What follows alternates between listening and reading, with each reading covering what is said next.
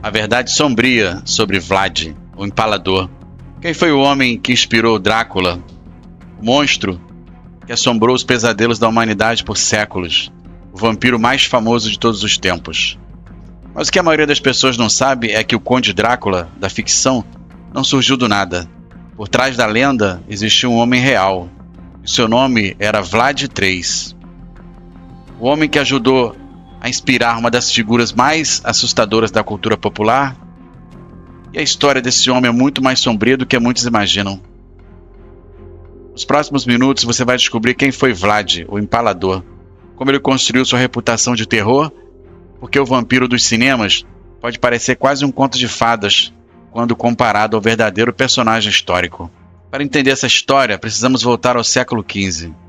Estamos na região da Valáquia, território que hoje faz parte da Romênia.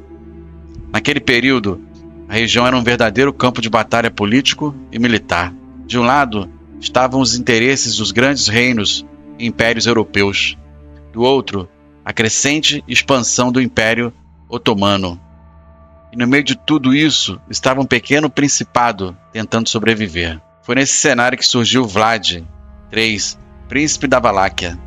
Ele ficou conhecido por diferentes nomes ao longo da história, mas um dos mais famosos seria Vlad, o Empalador.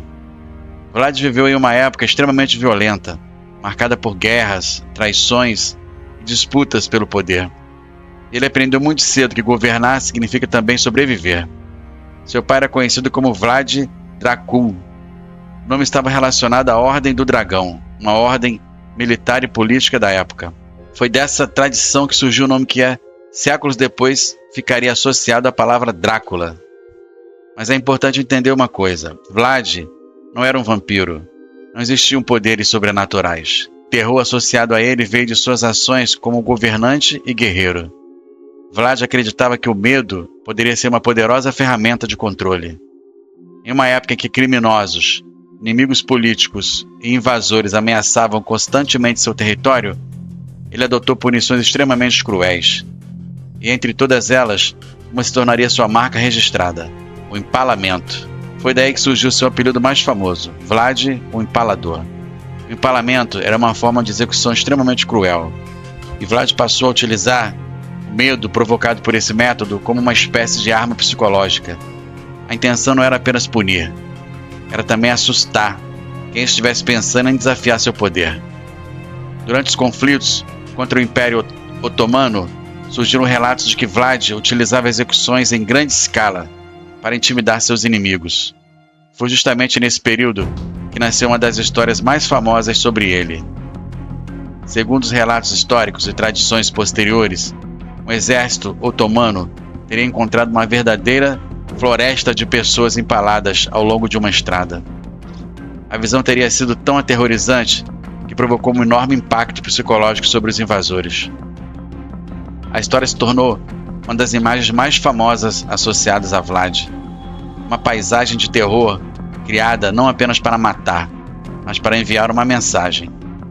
A mensagem era simples: se você desafiasse Vlad, o preço poderia ser terrível.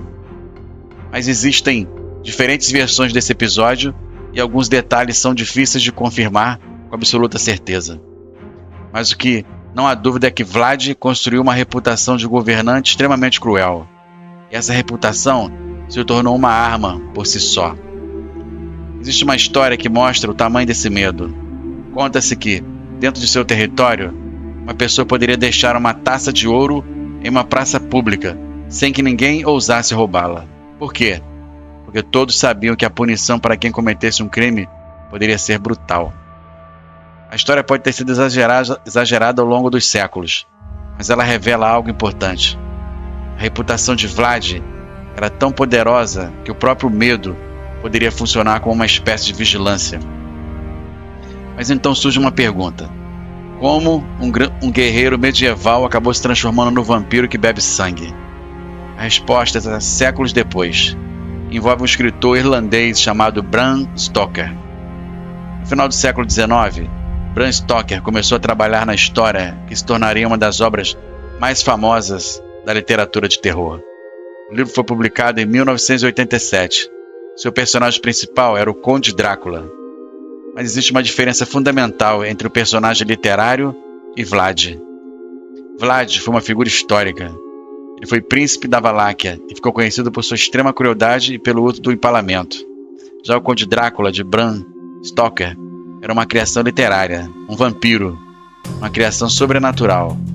Um personagem que vivia de sangue e possuía poderes que Vlad jamais teve. Stoker encontrou referências ao nome Drácula, incorporou elementos ligados à história e ao folclore do leste europeu. Mas a relação entre Vlad e o Drácula de Stoker é mais complexa do que muitas histórias populares fazem parecer. O escritor não simplesmente copiou a vida de Vlad, ele criou um personagem completamente novo. Foi assim que uma figura histórica extremamente cruel acabou ajudando a alimentar uma das maiores lendas da cultura mundial. De um lado temos Vlad, príncipe medieval, guerreiro e governante. Do outro temos o Conde Drácula, o vampiro imortal que atravessou livros, filmes, séries e gerações.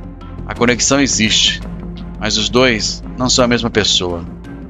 Enquanto o vampiro dos cinemas precisa se esconder da luz do dia, o verdadeiro Vlad andava justamente sobre essa luz. Ele não precisava de presas, não precisava de poderes sobrenaturais. Seu poder vinha do medo. Vlad morreu no século XV, mas sua reputação sobreviveu por mais de 500 anos. E talvez essa seja a parte mais assustadora de toda essa história.